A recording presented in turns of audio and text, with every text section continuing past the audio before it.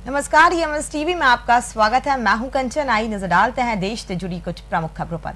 मार्क्सवादी communist party ने रविवार को पश्चिम बंगाल की तृणमूल कांग्रेस और केंद्र की भारतीय जनता पार्टी सरकार पर जमकर गोले दागे। पार्टी ने लोगों को आह्वान किया कि वे इन दोनों सरकारों को सत्ता से उखाड़ फेंके।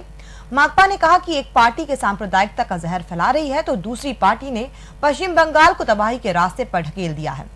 यहाँ ब्रिगेड परेड ग्राउंड में एक विशाल रैली को संबोधित करते हुए माकपा नेताओं ने लोगों का आह्वान किया कि वे देश में वामपंथी शक्तियों को मजबूत करें।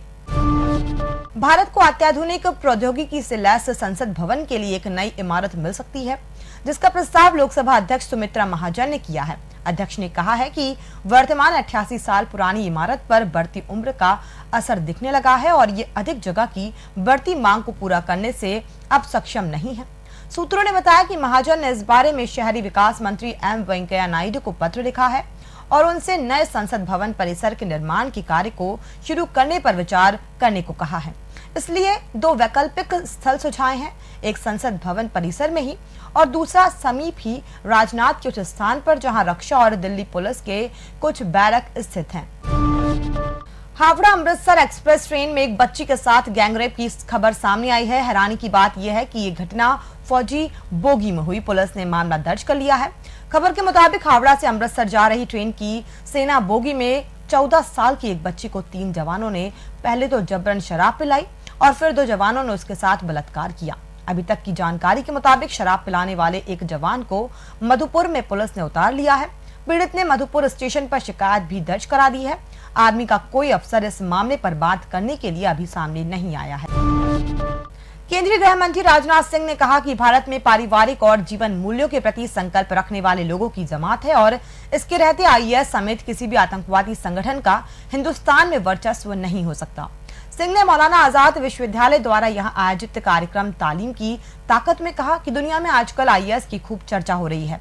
मैं अखबारों में पढ़ता हूं कि आईएस ने ये कर दिया, वो कर दिया, सीरिया में हमले हो रहे हैं, तमाम चीजें हो रही हैं, लेकिन गृह मंत्री होने के नाते मैं कहना चाहता हूं कि हिंदुस्तान दुनिया का अकेला मुल्क है कि अगर कहीं कोई बच्चा सिरफिरा हो रहा है तो उसे रोकने का काम अगर कोई करता है तो हिंदुस्तान के मुस्लिम लोग ही करते हैं, इस्लाम को मानने वाले करते हैं। डीडीसीए विवाद पर गतिरोध और तेज हो गया है। जब भाजपा ने दिल्ली के मुख्यमंत्री अरविंद केजरीवाल से डीडीसीए मुद्दे पर अरुण जेटली के खिलाफ आरोप लगाने के लिए सार्वजनिक तौर पर माफी मांगने को कहा, वहीं आपने पलटवार करते हुए वित्त मंत्री पर जांच से भागने के आरोप लगाए। भाजपा प्रवक्ता एमजे अकबर ने कहा कि केजरीवाल ने डीडीसीए की जिस फाइल के बहाने सीबीआई छापेमारी को लेकर जेटली पर निशाना साधा, उस फाइल में जेटली का नाम तक नहीं है। उन्होंने कहा कि सच्चाई सामने आ गई है, रिपोर्ट में जेटली का नाम नहीं है, उनके खिलाफ कोई आरोप नहीं है, कोई गलत संकेत नहीं है गलत करने का। दिल्ली के मुख्यमंत्री को अपने आरोपों को लेकर जेटली से माफी मांगनी चाहिए, उन्हें सार्वजनिक तौर पर माफी मांगनी चाहिए। उन्हें यहाँ एक संवाददाता सम्मेलन में कहा कि उन्हें अदालत में अपनी गलती स्वीकार करनी चाहिए। असम के एक पूर्व कांग्रेस मंत्री के केंद्रीय मानव संसाधन विकास मंत्री स्मृति ईरानी के खिलाफ कथित रूप से अपमानजनक टिप्पणी करने से विवाद शुरू हो गया है और भाजपा ने उनकी टिप्पणी को शर्मनाक बताते हुए उनकी कड़ी निंदा की। राज्य के पूर्व कृषि मंत्री नीलमणि सेन डेका ने नलबाड़ी में एक जनसभा में कथित टिप्पणी की। नीलमणि सेन डेका ने विवादित टिप्पणी करते हुए कहा कि कई लोग स्मृति ईरानी को पीएम नरेंद्र मोदी की दूसरी पत्नी बताते हैं।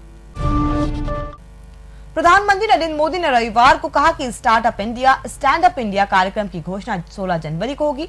अपने मासिक रेडियो कार्यसत्र में मन की बात में मोदी ने रविवार को कहा कि हर क्षेत्र में आज हमें नए विचार और नवाचार पर ध्यान देने की जरूरत है।